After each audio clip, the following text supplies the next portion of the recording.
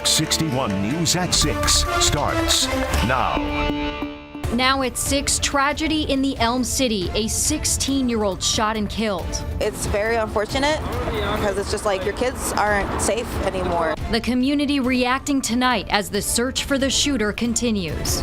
Plus, making Connecticut more affordable. If you just look at renters, there are over 100,000 renter households that spend more than half their income on housing right now. The upgrades being made across the state to help keep money in your wallet.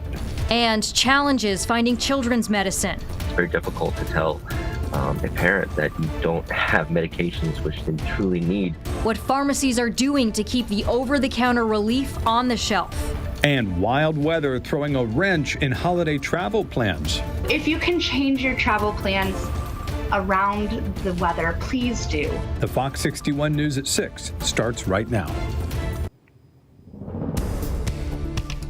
Good evening. Thanks for joining us here on the News at 6. I'm Ben Goldman. And I'm Jen Bernstein. We are in a weather watch alert tonight. A sunny and nice day outside there today, but it's a different story for the end of the week. We start things off with Chief Meteorologist Rachel Frank. Hi, Rachel. Hi. Yeah, the reason we're issuing this alert is to let you guys know and kind of put it on your radar, so to speak, that later this week, travel will get tough, especially late Thursday night into Friday. What we're talking about here is periods of heavy rain, strong gusty winds, and those winds gusting up between 45 to 55 miles per hour could be enough for scattered outages. Rainfall totals 1.5 to 3 inches could be enough for some big puddles, some storms that could result in poor drainage flooding, and even moderate coastal flooding as we head through high tide on Friday morning. Widespread moderate flooding expected, and there could be some areas that are more significant than that, with some big splash over as wind is blowing from the shoreline onto land. But for now, we're looking quiet. Temperatures are right around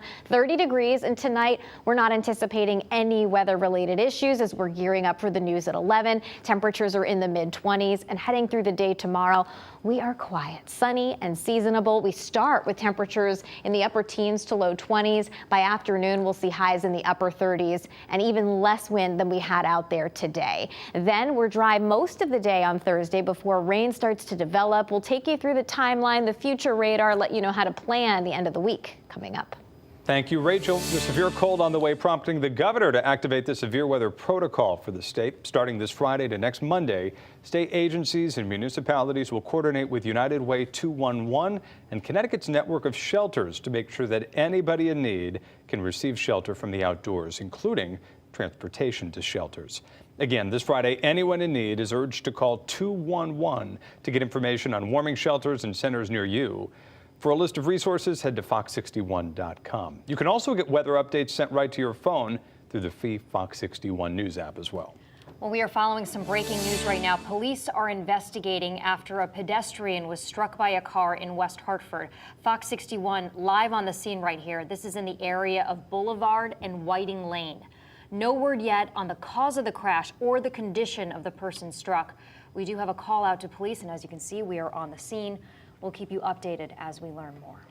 Well, the West Hills community in New Haven is hurting tonight. Yeah, a 16-year-old was shot and killed while riding his bike there on Valley Street yesterday. He has since been identified as Joshua Vasquez. Fox 61's New Haven County Bureau reporter Julia LeBlanc joining us now live from a place where Vasquez spent a lot of time in that specific neighborhood. Julia.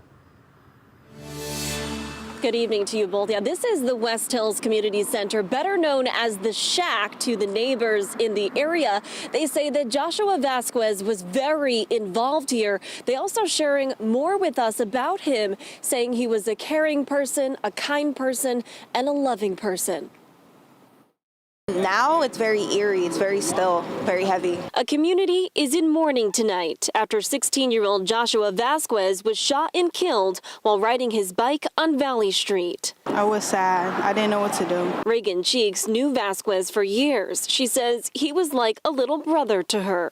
I used to play ball at the basketball court, basketball. Used to be around with his friends. He was just a happy child. I know there were some issues at school, but, you know, no one deserves to be gunned down on the street riding their bike. So we're going to do everything possible to get justice for him and his family. New Haven police say they're working around the clock to get justice for Joshua. They believe he was leaving from the corner store near where he lives when a car pulled up next to him. They say there was a brief interaction, and then someone in that car shot him and drove off. I just want to note that we're getting a lot of help from the community and that we need to continue that help from the community. That community is in pain, especially here at the West Hills Community Center, where Vasquez spent a lot of his time. The center is meant to keep kids off the streets, and Alderwoman Honda Smith is its leader. She says the kids who come here are like her kids. Joshua was a gentle person. I don't want anyone to misconstrue who this young man was. He was a caring and a loving person. Smith says that Vasquez used to take care of the grounds, mowing the lawn. He also helped deliver food to his neighbors. Joshua was well loved by this community. The community loved him. I loved him. He was my second son. Now, we're also learning that Vasquez was a student at the Metropolitan Business Academy, but he hadn't been there for class in person in quite some time. Now, police tell us that there was actually a fight at the academy just 2 hours before the shooting happened yesterday. At this point in time, they tell us they're not sure if those two incidents are connected, but of course, they're looking into it. And just to be safe, they did have an extra police presence at that academy today. Of course, we'll keep you updated once we learn more. We're live in New Haven tonight. Julia LeBlanc, Fox 61 News. Julia, thank you. Also in New Haven, police investigating another shooting there tonight. Police tell us they responded to a shooting on Maple and Brownell Streets this afternoon. The victim walked into the hospital, has non-life-threatening injuries. No word on their age as of tonight, and the incident is still under investigation. A shooting in the capital city is also under investigation tonight. Police responding to Gillette Street this morning for a report of a person shot. There, police found a man in his 30s with a gunshot wound. Police say the man was conscious and taken to the hospital. He's listed in stable condition. No word on any arrests or suspects at this time. Well, the man charged in connection to the shooting death of a 12-year-old Bridgeport boy has been sentenced to 32 years in prison. Tajay Chambers appeared in court today. Police say Clinton Howell was walking home with his cousin in December of 2018 when a stolen SUV driven by Chambers, who was 18 years old at the time, fired out of the back window of the car, killing Howell. Police say he was not the intended target. And a man was shot late last night at a gas station in Norwich. Police say that he was in a vehicle at the pumps when surveillance cameras caught a gray Jeep Cherokee speeding in and shooting multiple rounds before speeding off. Now, the victim was taken to the hospital with a gunshot wound to the head. We're told that he's in stable condition right now. Police say while the investigation is ongoing, this does seem to be a targeted attack. We'll keep you updated. Well, in this era of inflation, one community is trying to invest in affordability. West Hartford has launched a grant and loan program for subsidized housing. Fox 61's Matt Karen joining us live in West Hartford to tell us how it works tonight. Matt. Yeah, that's right. West Hartford is going to be investing $6 million from federal COVID relief funds into developing more affordable housing options. Behind me is an example of a project that may benefit from that funding. This old hotel, the goal here is to transform it into affordable units. It's the largest factor in inflation is housing costs. So what is affordable housing? There's no exact definition, but federally it's known to be a resident spending no more than 30% of their total income on rent or mortgage. Connecticut's had so little development of housing over really the last generation nearly, that those income pressures have just gone up. West Hartford is trying to change that with a $6 million investment. Not just things that would help with the budget over a year or two, but something that would have a positive impact on our community for years to come. Developments already underway include this nun convent on Park Road, 30 affordable rental units here, 9 more at the Old Children's Museum, and 2 more here along Farmington Ave. All of these units will have a set rate of 80% of the area's median income. We want to incentivize is going deeper, is doing 65% of area median income, 50%, 40%, 30%. And that truly provides options for people that might not be able to live in West Hartford. The Partnership for Strong Communities says affordable housing comes with a stigma, but shouldn't be viewed as a negative. Long gone are the days of the projects where poverty was concentrated in rundown urban developments. That memory holds for a lot of people, but affordable housing, subsidized housing, hasn't looked that way in a generation. And the model now really is what's called mixed income housing, where the subsidized homes are just a fraction of the entire development.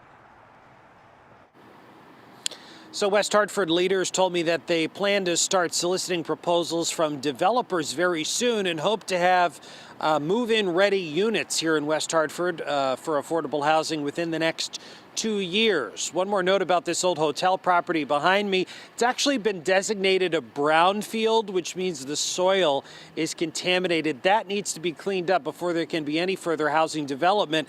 So the town of West Hartford submitted an application for grant money to the state of Connecticut, and they just heard back that their application was accepted. Certainly an important first step. We're live here in West Hartford. Matt Karen, Fox 61 News. Something a lot of communities are taking a close look at. Matt, thank you. Well, new tonight, Westport school officials say students became ill last week after ingesting what appears to be candy. Right now, it's unclear how many students became ill or what was inside of that candy. The superintendent released a statement saying additional information can't be shared in order to protect student privacy, but emphasized that parents should remind their kids to not consume candy, chocolate, or other food from unknown sources.